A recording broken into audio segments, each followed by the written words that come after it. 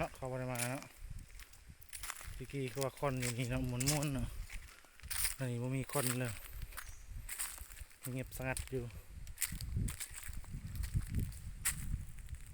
ตัวบรรยากาศนี่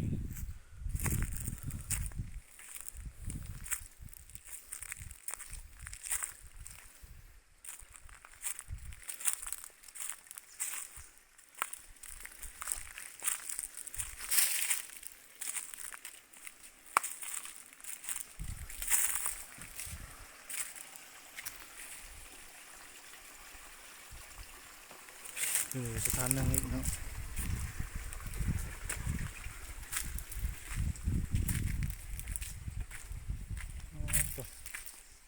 เนาะ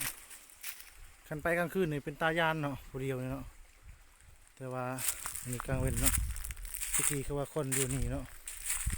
ม้วนอันนี้ไม่มีคนเลย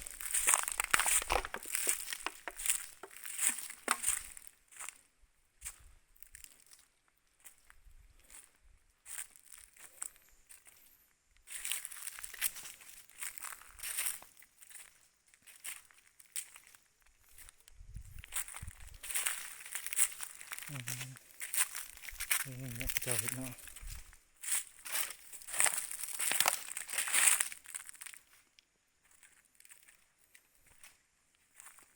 มันเป็นอ่างน้ำม้วนอะไรเนาะเห็นว่ามีคนตะกี้เนาะ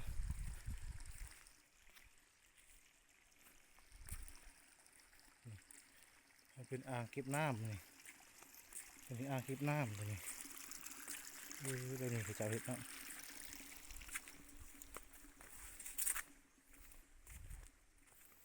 น้ำมันไหลมาที่ใส่วะ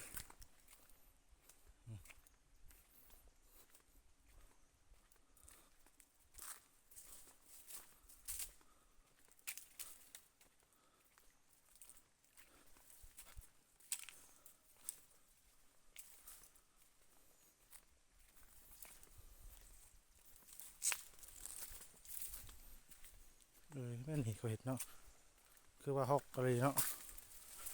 ฮอกอะไรเนาะ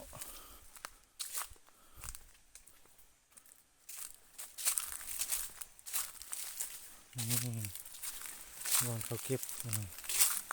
มันเป็นแนวนี้เนาะมันเป็นฐานหนึ่งแบบนี้เนาะเขาเจ้าเห็ดแบบนี้เนาะ